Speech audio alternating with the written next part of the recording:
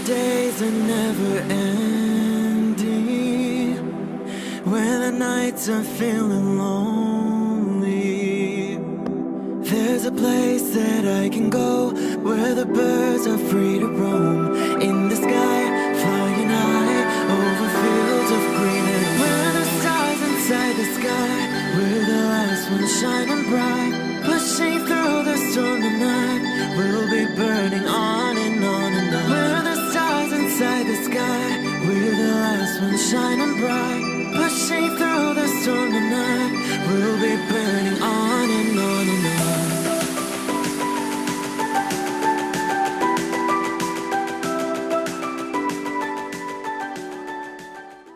Hello Scorpio. This is Inspire 2016 with your weekly tarot reading for the week commencing the 6th of May until the 13th of May 2019. The first card for you is representing, how do you feel about yourself? Your card is the Six of Pentacles. If you are the wealthy person, then you have accumulated great wealth and are now in a position where you can offer financial assistance to those in need. Now that you have lived through the darkness long enough to see the inner light, it is time to help others who are not so fortunate. Consider giving to charity or reaching out a helping hand to someone who needs your support. The generosity of the Six does not limit itself to money and material things.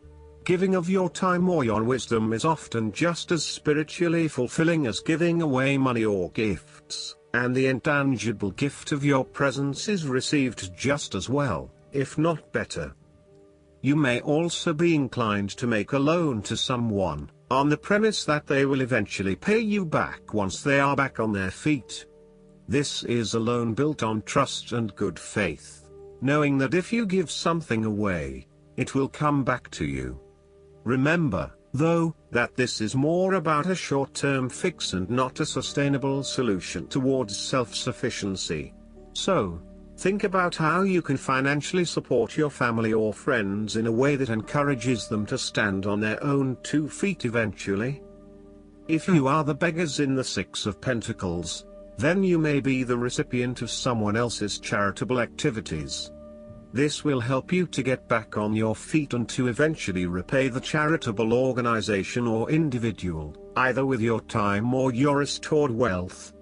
You will also need to identify ways in which you can become more self-sufficient in the long run. The risk of accepting charity is that you become dependent on it and cannot look after yourself. Be mindful that you are not becoming submissive or noticeably desperate as a result of the charity that someone else is providing you. The second card for you is representing, what do you want most right now? Your card is the Queen of Wands. What do you want most right now is to be bold and courageous in your undertakings and actions. Your creative energies are high and you have a good sense of your life direction. You are highly optimistic, confident and full of ideas that you are ready to implement and share with others. You have an ability to express your passions with great authenticity and courage. The Queen of Wands is a natural extrovert and enjoys being the center of attention. She creates a powerful first impression and is a likable individual who makes friends easily by being sweet, warm and charming. She wants to be known, to be someone. She has bountiful social and professional networks and she draws people to her with her charisma and positive energy. She radiates health and vitality and has an inner vibrancy that fills her with ongoing energy and inspiration. This queen is a natural-born, intelligent leader who actively inspires others. She can be quite the mover and shaker, influencing others through her vision, courage and determination. She instills confidence within you and gives you the power and self-assurance that you can achieve anything that you set your mind to. The negative side to the Queen of Wands is that she can sometimes be stubborn, particularly if she pursues an ambition or goal for too long and burns herself out in the process. Even the Queen of Wands is not invincible, even if she thinks she is. At times, she may also be deceptive, overbearing, irritable, righteous and even tyrannical, particularly if you get on her bad side. She also has a fiery, passionate personality with a quick temper. She may be known to get all worked up, yell and scream, and then give you a hug, all within the space of an hour. The third card for you is representing your fears. Your card is the Six of Wands. You are afraid and doubting your abilities and your potential for success. You may feel negatively about yourself and as if you have failed both yourself and others. You are lacking confidence, and need the support and recognition of others to pick you up and give you strength again. You have had a fall from grace and have not received the public recognition you were seeking. You have either received no feedback for your efforts, or negative feedback. You may have expected things would have worked well, but instead you are being punished in some way, or you are being neglected for your efforts thus far. Now, your confidence has taken a hit, as has your professional reputation, or at least your perception of your reputation. If a particular project has not been as successful as you had hoped, you may be no better off moving to a new environment so that you can rebuild your personal reputation and brand, rather than trying to fix something that has already broken.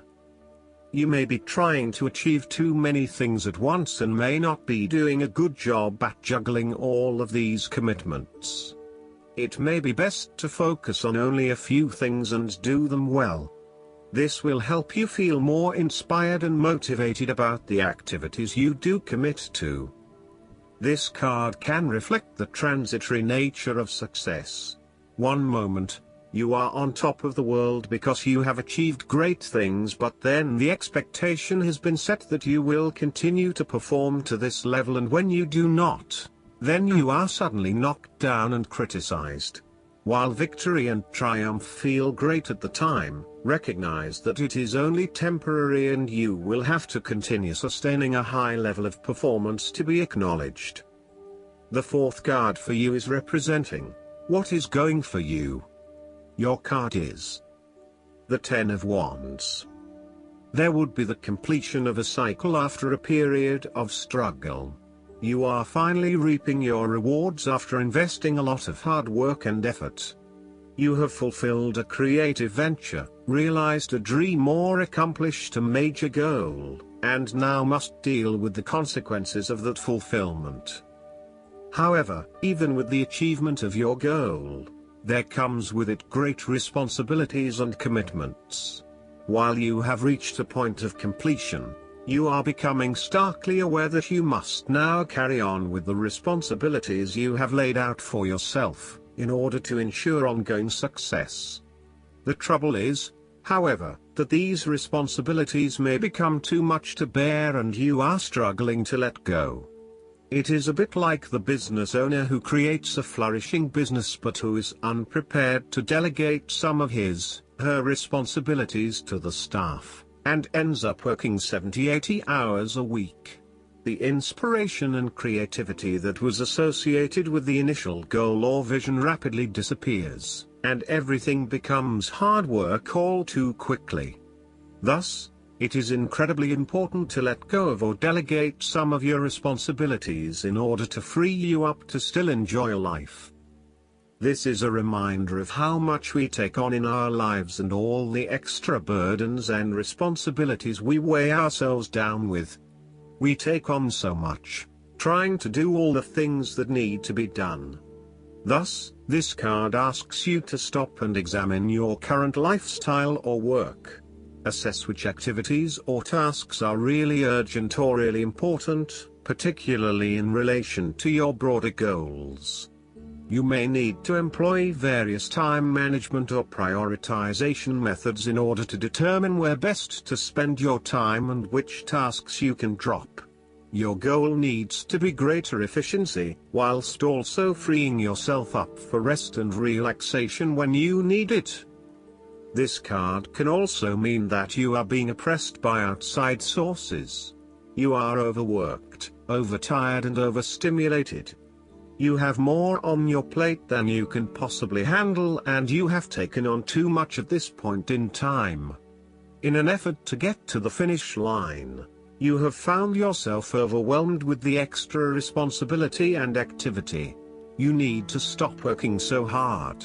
If you cannot stop, then conserve your energy and pace yourself. When you are overcommitted, everything becomes a strain. The fifth card for you is representing what is going against you. Your card is the Four of Swords. You are feeling restless and wanting to do everything at once. Even if your body is telling you that you need to rest and relax, your mind may be pushing you forward, trying to accomplish a long list of tasks. You may be getting quite sick or stressed as a result, so it is vital that you force yourself to pause and take it easy to ensure that you do not become completely run down and exhausted. You may also be trying to avoid any period of contemplation or meditation on a particular issue because you are worried about what it might bring up. You need to return to the energy of the Three of Swords and confront the pain and grief that exists within your heart. You need to experience that pain as it is preventing you from being able to move on. Once you have experienced it, it will begin to subside and you will be able to live a more fulfilling life. This is also a time of stagnation and a lack of action that is leading to increased frustration. For example, a long-term marriage is no longer progressing and is spiritually and emotionally empty. You may need to take a break from this stalled situation and come back to it when the energy is flowing better. Similarly, you are feeling frustrated with the lack of progress and change in your life. Many things have stood still or have failed to change in the way you were hoping they would. Part of this lack of change, however, is as a result of your passive approach. There may have been situations that were frustrating to you or that you were unhappy with, but you may have opted to just sit it out and hope that they would eventually change, rather than taking action to create a more desirable outcome. The last card for you is representing the likely outcome that you may have. Your card is the Three of Pentacles. Ultimately, you will experience prosperity and success in your goals, only if you continue to work toward the fulfillment of your dreams and do not allow disillusionment to dampen your enthusiasm. You need to do work that is satisfying to you and that you can be truly proud of. What new beginnings are you experiencing in the material realm? Is there some project or creative venture you have been putting off because of fear of failure? The Three of Pentacles indicates that dreams can be made real with persistence, determination, and effort. The Three of Pentacles may also suggest that you need help to complete your work and can draw on the knowledge and experience of others. It may be beneficial to share your work with a partner, but only if they are as conscientious as you. At the core of the Three of Pentacles is the notion of teamwork and collaboration. In the card, we see a young mason working hard on building part of the cathedral. The two monks enter, with their worldly knowledge and spiritual understanding, to bring a new perspective to the mason's work. Even though their backgrounds, experience levels and knowledge is very different, they are able to come together to share their expertise in a way that creates synergy and improved results. There is no us and them or any sense of superiority. Rather, each person has something unique to offer and is willing to learn from others involved in the project. Everyone is getting the job done together and is contributing to the group through effective listening and sharing. This is a positive card to see when teamwork, collaboration and cooperation are required between parties with different levels of experience. The Three of Pentacles also points to the importance of feedback. The mason is open to listening to the monks and taking on their feedback on his progress so far. His primary goal is to do a great job, and he knows that the monks will be able to help him get there. He does not take it personally but uses their feedback and input to continually improve in his work. Effective planning, management and organization are also key components of the Three of Pentacles. In order to accomplish significant goals, it is imperative that detailed planning occurs to ensure that all the components are progressing well. This card therefore reflects a time when it is essential to create a detailed plan and to follow a schedule. This is when good project management will pay off. Last but not least, the guidance card for you is the Focus. It is time to draw your energies inward. Let go of all things that are superfluous and unnecessary at this time. Focus your attention on the job ahead. Do what is in front of you, no matter how small the task. Clear focus is required. Be mindful to stay in the present. Avoid looking back or too far forward, for it is only in staying in the true present, the now, that the power residing in this sacred journey marker can be used for the benefit of all. Your path is marked with the need tree group and remind yourself of your goal. Then stay in the present time and do what is directly in front of you. Only one small, focused step at a time will place you at your destination. I hope that you enjoy everything, and if you like the reading, just please click subscribe and you will get instant notifications every time we publish a new video right to your YouTube. Thanks.